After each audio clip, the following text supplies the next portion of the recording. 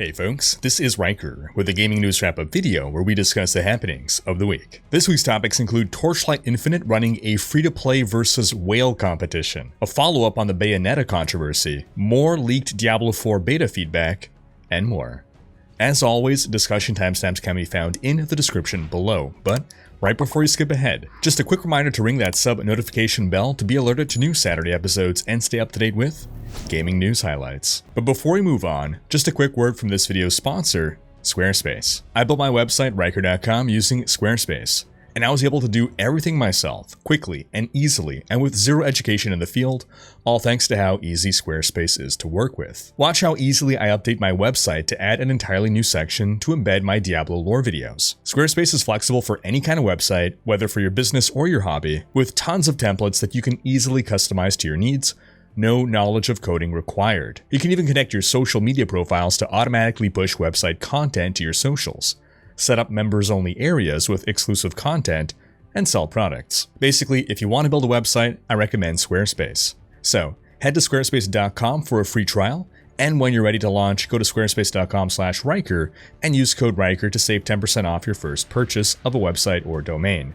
That's squarespace.com/RHYKKER and use code Riker to get started today. Starting with some quick RuneScape news. Developer Jagex released their financial reports and revealed that they hit record revenue in 2021. This is thanks to RuneScape reaching its highest number of paying customers last year. Over 300 million accounts were created for RuneScape since its initial release in 2001. Guinness World Records recognizes the game as the largest and most updated free MMORPG. I knew the game was still around, but I didn't realize it was doing better than ever. I thought it'd seen its heyday a long time ago and it was just continuing to maintain a stable population, but it's great to hear that the game is still doing so well. Also in the news this week, we got the announced trailer for Age of Mythology Retold, which will be a definitive edition of the 2002 RTS Age of Mythology, an extended edition of the game released in 2014, and now this version will include updated graphics, features, and more. Details are scant for now, no release date, but more info should come soon. In a follow-up to last week's story about Bayonetta's voice actress claiming to have been given a lowball offer to reprise her role in Bayonetta 3, but with insider leaks seemingly contradicting this, Helena Taylor, who will always be the voice of Bayonetta, took to Twitter to clarify some things. In her initial video, she had said that the first offer was too low, but she didn't give the actual figure. Now she clarified that figure was $10,000 total. She goes on to remind us that Bayonetta is a $450 million franchise, not counting merchandise. However, I will need a source on that. From what I could dig up, it seems like the Bayonetta series has sold between 5, max 10 million units. So generating $450 million in revenue sounds pretty reasonable, but as we all know, revenue is not profit. Bayonetta's developer was historically unhappy with the game's sales, which suggests profits weren't that great. But regardless, let's move on.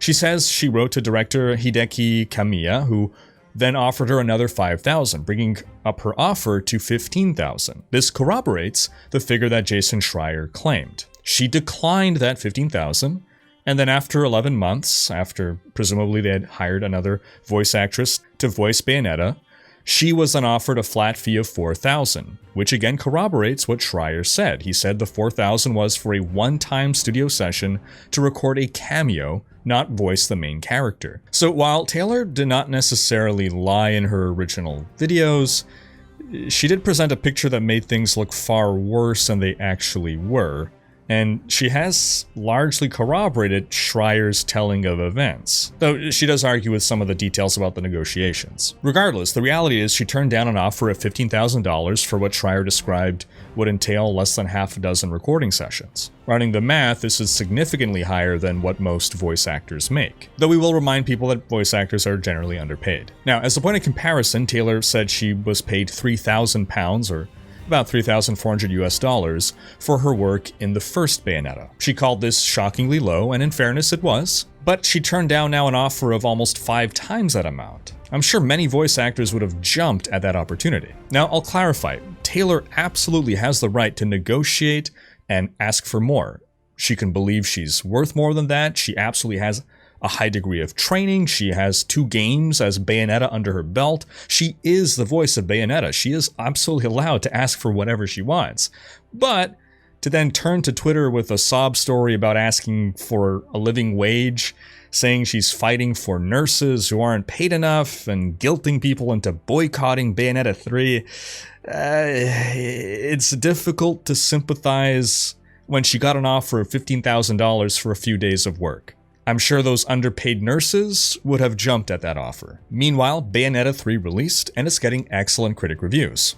It holds a score of 88 out of 100 on OpenCritic, with 93% of critics recommending the game. In some The Witcher news, it's been revealed that a remake of The Witcher, the first game, is in the works on Unreal Engine 5. This is being made in collaboration with Fool's Theory, who did project support on Outriders, Baldur's Gate 3, Divinity Original Sin 2, among other credits. The original Witcher game released in 2007, so getting to experience it with the glory of modern graphics will be a great way to bring over fans of The Witcher 3 who've been holding off on playing the original. In some other quick news, Miniclip has officially shut down. Well, all servers but 8-Ball Pool and Agario. Still a sad day. My youth was all about those web browser flash games. I remember playing Redbeard the Pirate after school. Seems the rise of mobile gaming really finished killing off browser games. It's a shame that new generations will never know the joy of browsing the web to play free games that had no monetization, no intent behind them other than just sharing the joy of gaming with others. It was a simpler time. Good old days. A time before microtransactions. In other news, Kerbal Space Program 2 will be launching into early access on February 24th of next year. It'll be on PC only during early access and available for $50. The first Kerbal Space Program released into early access in 2011, with its full release in 2015. The space flight sim was a critical and commercial success, won a number of awards, and even got the interest of NASA scientists. Onto some Steam news. The PC gaming platform has reached 30 million concurrent online users for the first time in its history. And to put that into perspective, at this time of the year in 2019, before lockdowns began, Steam was topping out at 16.5 million concurrents. Then by October 2020, we were up to nearly 23 million, the pandemic effect, and then 27 million by October 2021. As lockdowns eased up, the growth has certainly slowed, reaching now 30 million, but what's interesting is that the numbers haven't dropped. Steam's numbers had peaked at around 18 million in early 2018, and then started going down. It looked like it was pretty much plateauing for the platform until the pandemic began. It's just great to see so many people coming to PC gaming. In some quick Fallout news, Fallout 4 will receive a free next-gen update in 2023. This free update will be available on Xbox Series XS, PlayStation 5, and PC, and it'll include performance mode features for high frame rates, quality features for 4K resolution, bug fixes, and even bonus Creation Club content. I'm sure modders are going to be thrilled to learn that this new patch is going to break most of their mods. In some graphics card news, if you won the lottery and are thinking of getting a new NVIDIA 4090, you may want to think twice, or at least plan to purchase a little more. Multiple owners of 4090 cards have reported their power cables burning or melting. This problem seems to occur when the power cable is bent a certain way, a way that is unavoidable for a lot of people. YouTuber JZ2Sans has been warning about this connector for weeks, calling it dangerous, but NVIDIA, in the past, downplayed his concerns. Thankfully, they're now looking into this. The good news, though, is you don't have to use the power connector that NVIDIA provides. That's what seems to be the problem.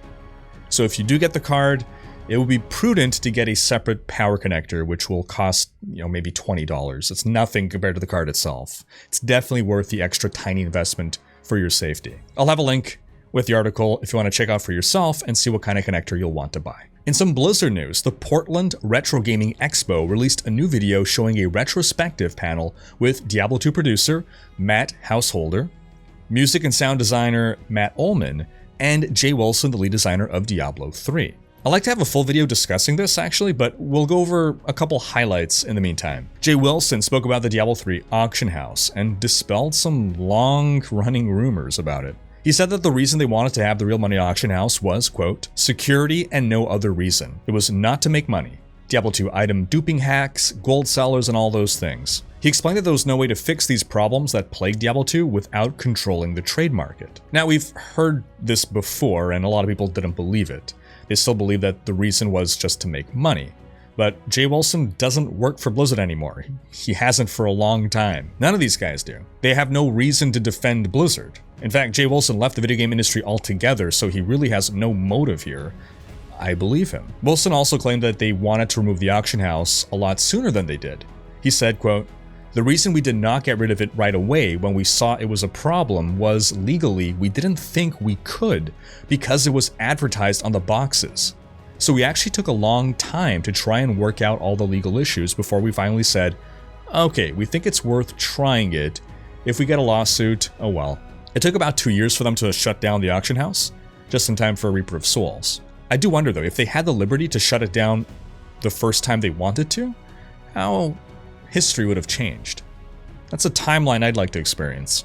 Wilson also discussed the impact that the Activision merger had on Blizzard, saying that Activision's influence started off minor but grew increasingly large over the years. He said, quote, "Activision's effect on Blizzard was like a frog in a boiling pot of water. Early on it felt like nothing.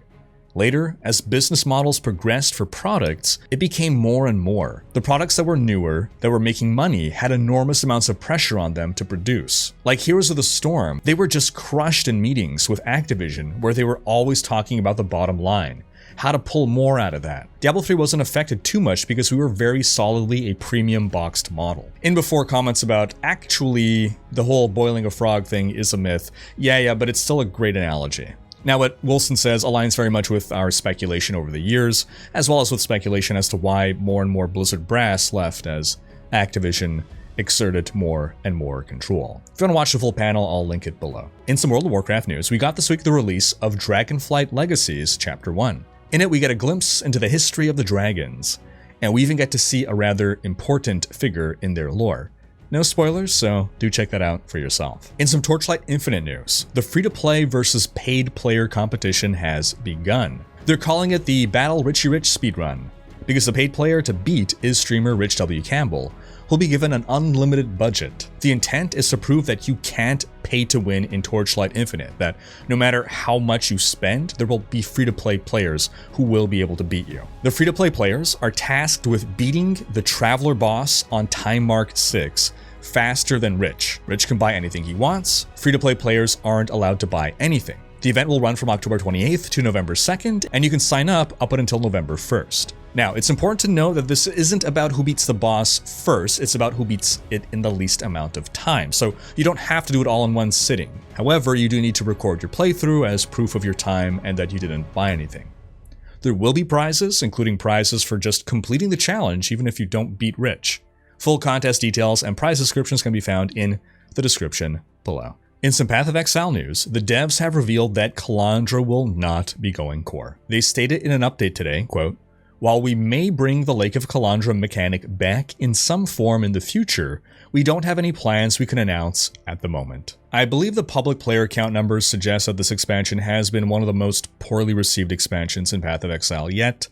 However, I don't believe the reason for that negative reception was the Kalandra League itself. While it wasn't one of the best League mechanics, it certainly wasn't the worst, and I could have seen it going core. I do wonder if the reason for the devs not making it go core is because of the negativity surrounding the patch that came with the League, and just wanting to move away from it. But I turn the question to you folks. Balance changes aside, do you feel the Kalandra League mechanic could have gone core? Sound off in the comments. In some Diablo 4 news, more alleged beta player feedback has emerged, specifically addressing some complaints that have cropped up over the years about Diablo 4 looking like a Diablo 3 reskin. The player feedback posted on Reddit by user ZSleepyZ states that the game does feel completely different from D3. He said, quote, "No more cartoon WoW art style, lots of powerful builds you can use in conjunction with your gear, skill tree and paragon tree.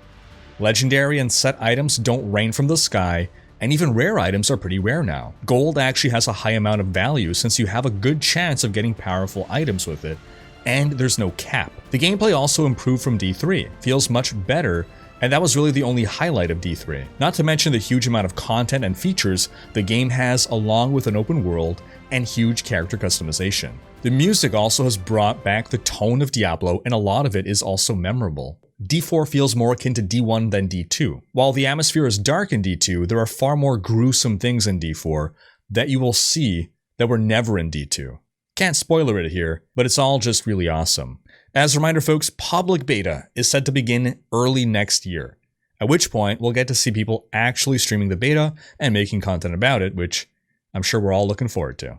In some quick Diablo 2 news, Carbot has released his latest episode of his Diablo 2 comedy series. This one is How to Amazon. Do check that out, because that's going to wrap up this week's video. But do be sure to have checked out last week's video in which we discussed some of the early leaked feedback on the Diablo 4 beta. Thanks for watching. Special thanks to my Twitch, Patreon, and YouTube supporters for making these videos possible. If you like what you see on this channel and want to support the creation of more content, you can consider pledging on YouTube or Patreon and unlocking behind-the-scenes content, monthly virtual hangouts, and more. If you enjoyed this video, please share it. Check out these other videos and subscribe to join Riker's Raiders for more gaming content.